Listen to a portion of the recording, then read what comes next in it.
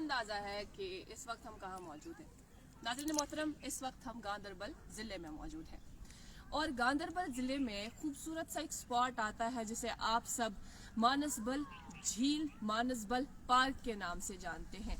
Manasbal park एक तरफा, इसके सीध में बिल्कुल साथ में मानसबल झील, और यहाँ मैं जहाँ मैं इस वक्त मौजूद हूँ ये मानसबल पार्क नहीं है, इसे मकामी लोग झरोका पार्क के नाम से जानते हैं। झरोका पार्क यहाँ पर ऐसी पार्क है जैसा कि आप देखते होंगे ना, हमारे यहाँ श्रीनगर में मुगल गार्डन्स या अछबल देखते होंगे, तो बिल्कुल हूबहू इसी तरह की, इसी तर्ज की यहाँ पर पार्क बनाई गई है। कहा जाता है कि ये पार्क मुगलों के ज़माने की पार्क है। इसे जहांगीर ने अपनी बीवी नूरजहां को गिफ्ट किया था, तभी तो यहाँ इसी तरह की दीवार बंदी नज़र आती है जैसे कि हमारे यहाँ मुगल गार्डन्स में। और मुगलों की ख़ास निशानी ये चिनार के पेड़, ये चिनार के पेड़ भी आपको यहाँ पर कई नज़र आएंगे।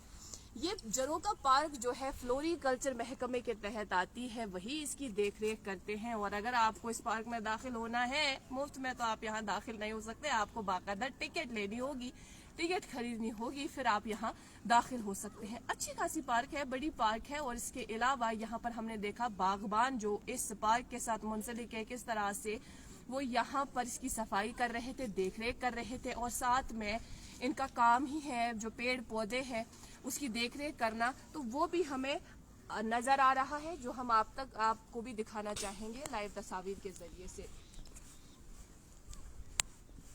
इस पार्क की एक खूबसूरत बात पता है क्या है? इस पार्क की एक खूबसूरत बात यह है कि यहाँ अगर एक तरफ से आस्ताने आलिया है जिसको लोग सईद साहब के नाम से जानते हैं, वो आस्ताने आलिया हम आपको दिखाना चाहेंगे। कैमरामैन कोशिश तो कर रहा है कि वहां तक पहुंचे और आपको ये खूबसूरत सा आस्ताने आलिया दिखाएं जिसे यहाँ मकामी लोग सईद साहब के नाम से जानते हैं। और साथ में इस पार्क के यूं माने आप आते ही इस झरोका पार्क के एक छोटा सा मंदिर है जिसे लोग शिव टेम्पल के नाम से जानते हैं।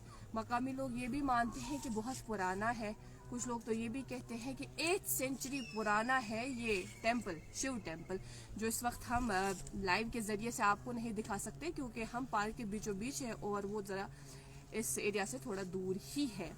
खैर, बताना ये है कि मेरे बाएं जानिब मानसबल झील है, बहुत ही खूबसूरत मानसबल झील, ठीक वैसे ही जैसे हमारे यहाँ श्रीनगर में डल झील है, काफ़ी ज़्यादा मशहूर। दूर दराज इलाकों से लोग आते हैं, सयाह आते हैं, मुल्की भी गैर मुल्की भी, ताकि वो डल लेक को देखें।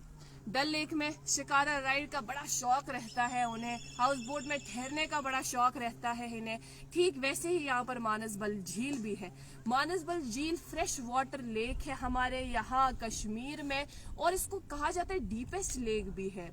कश्मीर की जो डीपेस्ट लेक है वो मानसबल लेक है, क्योंकि हर एक इंसान का जब वो किसी पर्टिकुलर जगह पर जाता है उसका अपना एक ज़ाती तजुर्बा होता है, मुशाहिदा होता है उस एक ख़ास जगह के हवाले से। हमारा ज़ाती मुशाहिदा ये है कि जैसा कभी कभार हम ये देखते हैं कि कोई हमारे यहाँ वाटर बॉडीज़ जो है with the passage of time लोगों की लापरवाही की वजह से वो पोल्यूटेड होती है, पोल्यूशन में इजाफा होता है।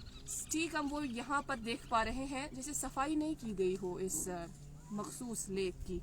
मकामी लोगों से जब हमने इस मामले में दरियाफ्त करने की कोशिश की तो उन्होंने हमें बताया भाई यहाँ एक कंट्रैक्ट निकलता है, कंट्रैक्ट हर साल के बाद निकलता है, और इस बार तो ऐसा कोई टेंडर सामने आया ही नहीं, तो हम इसकी सफाई कैसे करें। मेरे ख्याल से ज़िला इंतज़ामिया या जो एडमिनिस्ट्रेशन है उन्हें यहाँ पर एक मरतबा इसमें गौर फिक्र करने की ज़रूरत है, इसमें इंटरवीन करने की ज़रूरत है, ताकि ये जो कीमती असासा हमारे पास मौजूद है जिसको देखने के लिए दूर दराज इलाकों से लोग आते हैं, इसको बचाया जा सके, इसको साफ रखा जाए।